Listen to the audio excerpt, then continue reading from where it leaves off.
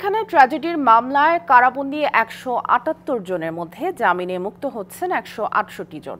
১৬ বছর পর স্বজনদের মুক্ত জীবনে বরণ করতে কেরানীগঞ্জের ঢাকা কেন্দ্রীয় কারাগার ও গাজীপুরের কাশিমপুর কারাগারের সামনে স্বজনদের অশ্রু সজল অপেক্ষা। আর মুক্ত জীবন ফিরে পেয়ে সাবেক বিডিআর সদস্যরা বলেছেন, কি অপরাধে তারা জেল খেটেছেন তারা জানেন না। তাদের উপর হওয়া অন্যায়ের বিচার চেয়েছেন তারা।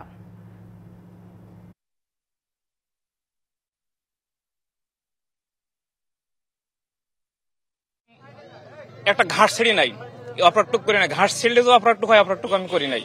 অনেক কষ্টে দিনগুলো পার হয়েছে। আমার বাবা ভিতরে আছে। এই 16 বছর থেকে বাবাকে দেখি না।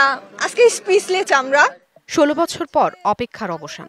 2009 সালের পিলখানা ট্র্যাজেডির মামলায় ১৭৮ জনের মধ্যে বৃহস্পতিবার সকালে ১৬৮ জন মুক্ত জীবন ফিরে পান জামিনে।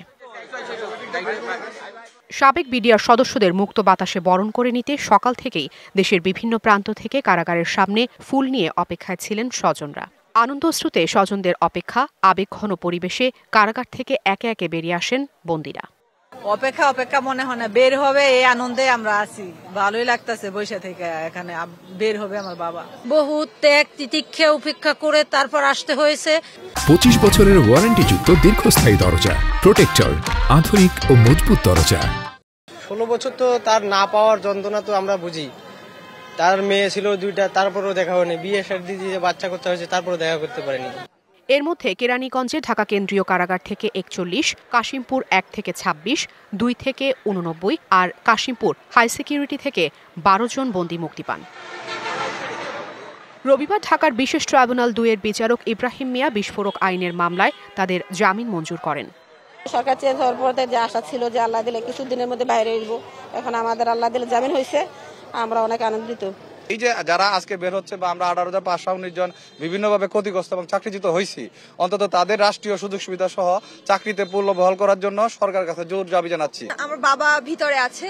এই 16 বছর থেকে বাবাকে দেখি না, বা বাবার সাথে দেখা হয় না, কথা হয় না। বাবা বের হচ্ছে, আসলে অনুভূতিটা আজকে স্পিচলেস আমরা। আদেশে বলা হয়, যারা বিডিআর বিদ্রোহের হত্যা মামলায় খালাস পেয়েছেন এবং যাদের বিরুদ্ধে উচ্চ আদালতে আপিল নেই তারা জামিনে মুক্তি পাবেন। একইভাবে হত্যা মামলায় এরই মধ্যে যাদের সাজাভোগ সম্পন্ন হয়েছে তাদের বিরুদ্ধে যদি উচ্চ আদালতে আপিল না থাকে তাহলে তারাও মুক্ত হবেন। Afrin Anwar, DBC news, Dhaka.